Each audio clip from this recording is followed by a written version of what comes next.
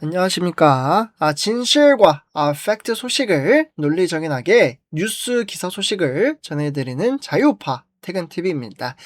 오늘도 우리 자유민주주의 수호하며 우리 보수의 미래, 정말 우리나라가 올바른 길을 가고 있는지 우리 퇴근TV 가족분들과 오늘도 함께 살펴보도록 하겠는데요.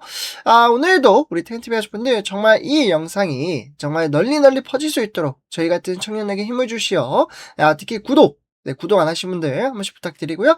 그리고 좋아요. 좋아요는 정말 필수죠. 좋아요 한 번씩 부탁드리고 알람 설정까지 부탁드리겠습니다. 그러면 바로 좀 시작하도록 하겠습니다.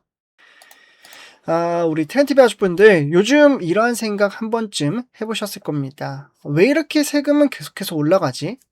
지금 정부는 이재명 정부를 중심으로 대규모 재정 정책을 계속해서 이어가고 있지 않습니까? 이미 아시다시피 1차, 2차 이 소비 쿠폰이 지급됐고 여기에 대해서 26조 원 규모의 추경까지 잡으면서 또다시 재정을 풀겠다는 이야기가 나오고 있지 않습니까? 겉으로 보면 국민 지원, 민생 회복 이렇게 들릴 수도 있습니다. 그런데 여기서 저희는 한 번쯤 이 부분을 좀 생각을 해봐야 한다고 생각을 합니다.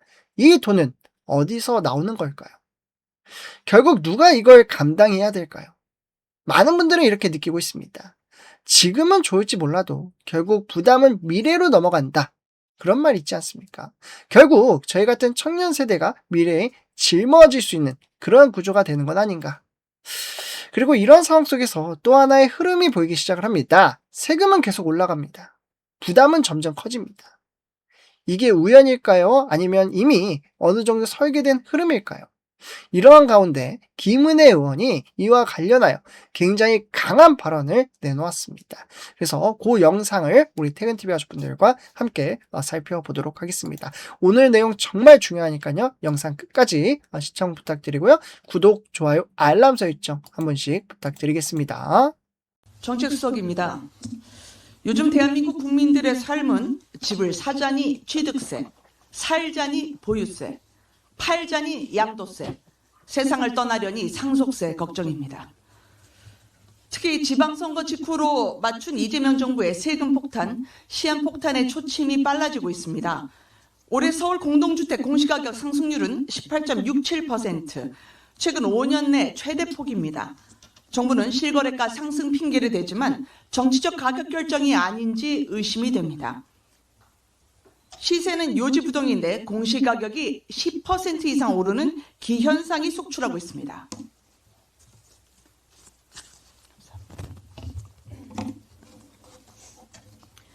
서울 화곡동의 한 아파트입니다. 1년 넘게 시세는 꿈쩍하지 않았습니다. 그런데 공시가격은 5.75억에서 6.32억으로 쑥 올랐습니다. 1주택자 재산세 특례마저 폐지된다면 이 아파트에 살고 있는 은퇴자의 경우 앉은 자리에서 30% 폭등한 세금 날벼락을 맞게 됩니다. 평생 땀 흘려 내 집 마련한 게 죄가 되어서 노후의 유일한 안식처를 세금 내기 위해서 팔아야 하는 이 정권의 조세 설계는 그럼에도 착착 진행 중입니다.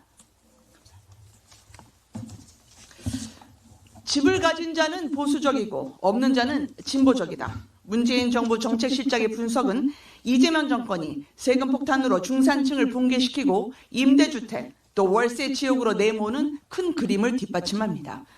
이 모델의 끝이 어디겠습니까? 중국 베이징은 후커우라는 현대판 신문제가 지배하는 곳입니다.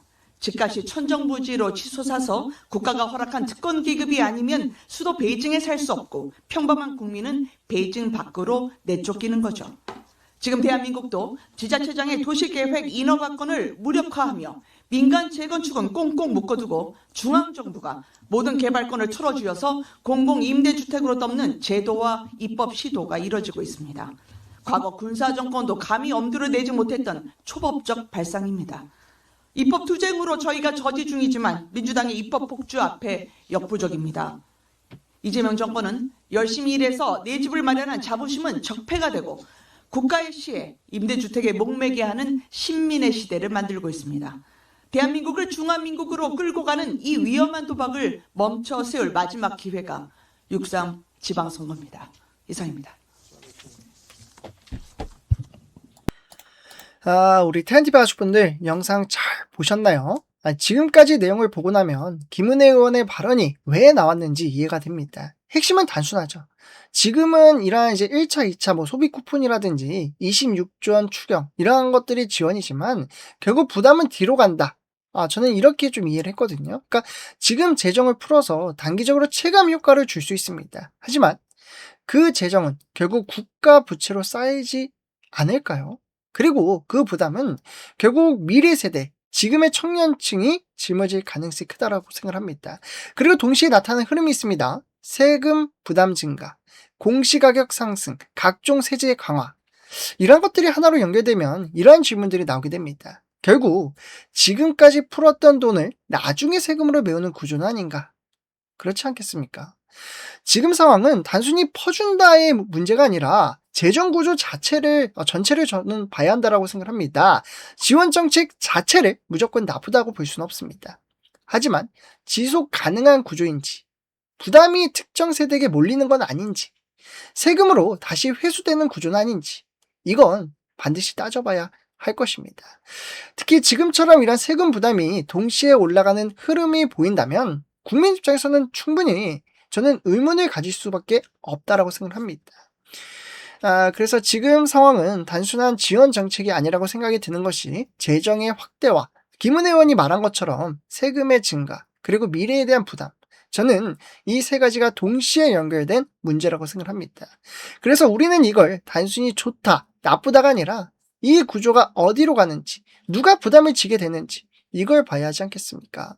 정책은 결국 국민의 삶으로 돌아옵니다. 그리고 그 부담이 특정 세대에 집중된다면 그건 반드시 다시 한번 점검해야 할 문제라고 생각합니다. 우리 태근TV 가족분들은 이 사안에 대해서 어떻게 생각을 하시나요? 네. 물론 제 의견이 틀릴 수도 있습니다만 저도 이제 배우는 과정이고 우리 태근TV 가족분들의 의견도 남겨주시면 저 또한 크나큰 배움이 되지 않을까라는 말씀을 드리면서 이번 영상 마치도록 하겠습니다. 제 영상이 도움이 됐다면 구독, 좋아요, 알람 설정 부탁드리겠습니다. 감사합니다.